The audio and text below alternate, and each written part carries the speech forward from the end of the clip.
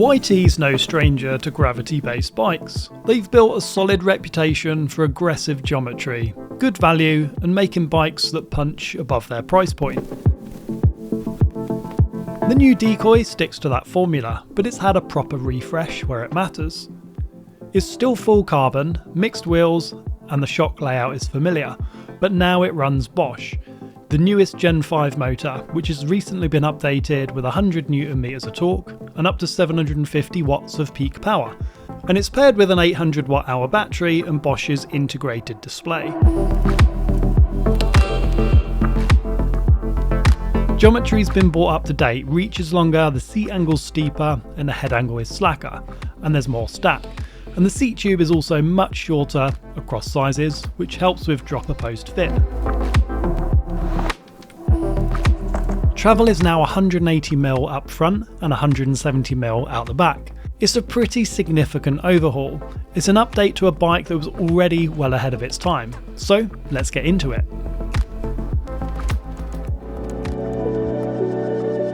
In this video we'll go through it in a bit more detail. I'll show you all the little bits and pieces, all the features of the bike. So let's take a look around. There's not a huge amount of really big hitting enduro e-bikes with a Bosch system out on the market, so this is quite an interesting bike, especially if you like big travel all day, like big rides. 800 Wh internal battery, new Bosch 100 Nm update with 750 watts of maximum power, and everything's integrated neatly. The Bosch screen is like completely flush, you can't even see it from this angle, and it's neatly countersunk into the top tube just there. This is one of the, I think this is the slickest screen integration out of any e-bike. The Bosch systems seem to just really nail it. It's got a Bluetooth wireless remote just on here. You can actually run it without the Bluetooth remote and just use the clickers on here if you want it ultra clean out the front. But the new Bosch system is really good. The motor is so sensitive. It has an incredible amount of traction, and it really regulates the power based on your pedal input, and it's very intuitive. It's got an incredibly sensitive overrun that is 100% replicable. You can keep doing the same amount of overrun based on your pedal input. It's not wild, it's not like overly powerful, and it won't buck you, but it's very powerful when you want it.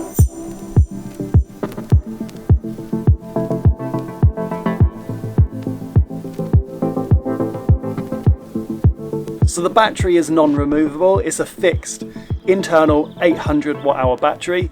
And I asked YT what was the thought process behind this and had they considered removable, and they said yes, of course. They considered all the options, removable, non-removable, 600, 800, but they said adding a removable option on this would mean that it would add around 1 kilo of weight to the bike. It's already got the 800 Wh in it, and they felt like you can get some really big rides on an 800 Wh battery, and they just felt too many compromises would be introduced if they added a removable option. So this is a fixed 800 Watt internal battery. There's no room for a range extender either, because that shock placement kind of compromises the space. In fact, you can only just fit this little bottle in, which is a 475ml YT bottle. It's specific to their bikes. 475ml is not actually too bad a size. It's kind of like an optical illusion. It looks tiny, but you can fit a water bottle on it, but there's no space for a range extender. But an 800 Wh internal battery on this Bosch system, you can get some big days out. I mean, I'm pretty done at the end of an 800 battery. Beautiful clean lines on it, typically YT. Actually, some of the frame design, you get this kind of angular carbon chiseled look out the front. You can see these kind of lines going down here. All these cable entry and exit ports are nice and tightly sealed. There's no like moving around of the cable on there. It's well plugged. Just these little pieces of detail make the difference. Yeah, there we go. Nice kind of chiseled lines. There is space under here for a little tool, a little kind of tube or Allen key like accessory kit. And then the shock is driven by this kind of horse link style design. I think YT call it V4L. But essentially it's like a 4-bar system, which is tried and tested, pretty effective at erasing some like small bump chatter, but progressive enough to swallow up some deep hits and big compressions. And it's got 170mm of travel on the rear. And this bike has the Fox X2, the new monotube shock from Fox. And there you can see the little water bottle just kind of neatly tucked in there. Axis on this bike is powered by the Bosch motor. So this little tube you see coming out is actually a power cable. So it goes directly into the Bosch motor. So you don't need to worry about charging an Axis battery. It's a very small thing, but actually makes life a little bit easier. You just need to charge one battery instead of worrying about that second Axis battery on there. It's running brand new from DT Swiss HXC 1500.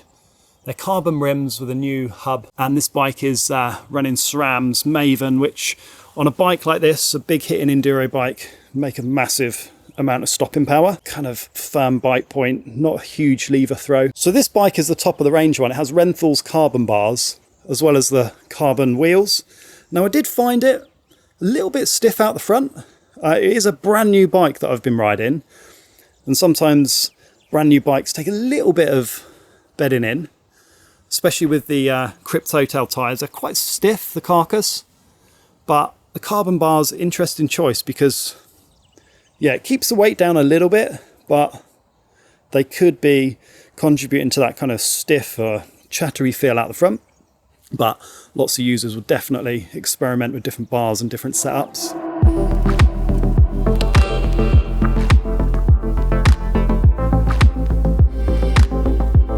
The frame's got internal cable routing, so you can just pop it in at the top. It's got tubes inside, and then they exit just here. You can have a wired cable actuated derailleur. You don't have to have a wireless. In fact, some of the entry-level bikes come with transmission cable operated. SRAM's 90 drivetrain. So we've got Fox's 38 grip X2 up the front.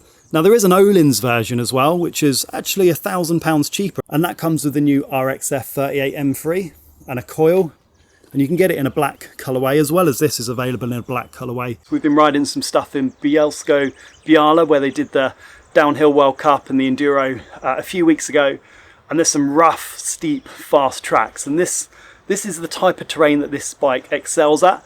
But if you've watched my videos for a while, you'll know that I'm actually a massive fan of long travel e-bikes because they are so versatile.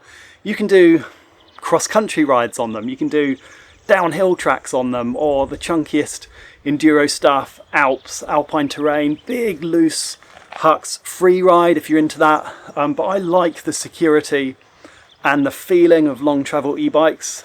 My personal preference is long travel. This is 170, 180. So as long as you're going to get really for a single crown. It's got a ZS 56 headset up there, so you can slacken the head angle. It's 64 degrees, but you can run angle sets, you can run reach adjust headsets. There's a little bit of customization you can do.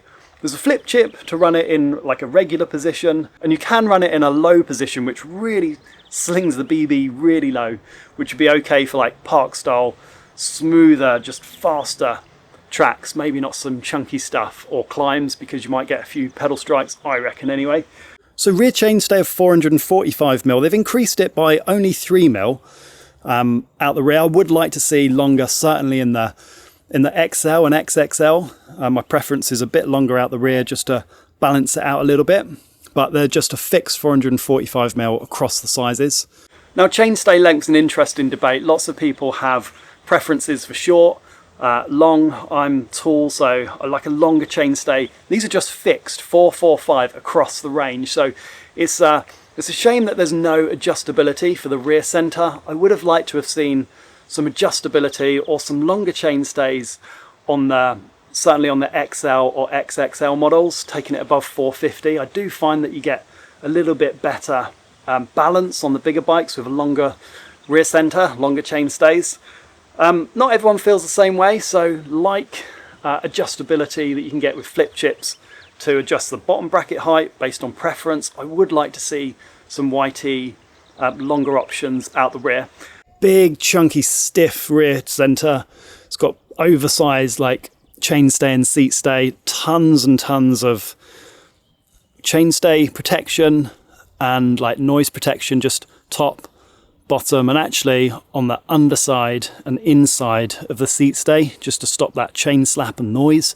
Down tube's pretty chunky to house that thick Bosch 800 watt hour battery, but I think overall aesthetically it does look pretty nice actually, given that we're running Gravity, fork, Fox 38, X2, kind of all is in proportion. It's got a straight seat tube as well, and what I really like is the fact that the seat tube lengths are massively reduced. It was one of my complaints on the old version. The seat tube on the XL was massive, but now it's significantly reduced and you can run big droppers. I've been running a 230mm dropper, a YT 230mm dropper in an XL, which is much better. You can get the seat slammed really low. Just swing around the other side, because one of the things I've noticed, and I like when companies spend a little bit more time on all these little bits of detail. This is a custom charging port. I know it might seem quite trivial, but it does make a big difference. This is like a really nice sealed plug here for the charging port, and it's got a real positive kind of click.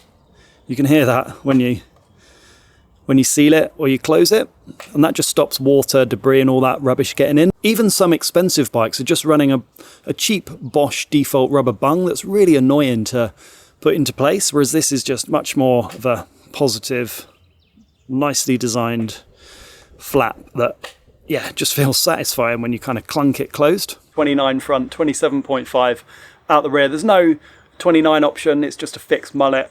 Personally, I think that's the right choice. I really enjoy mullets. There's less tyre buzz. So there you go, quick look around the bike. I've got a full video coming. I'm getting the bike back in the UK for my local trails. So be sure to subscribe if you want to be the first to see that. But pop any questions you might have about the bike down below and I'll try and answer them for you. And until next time, I'll catch you soon.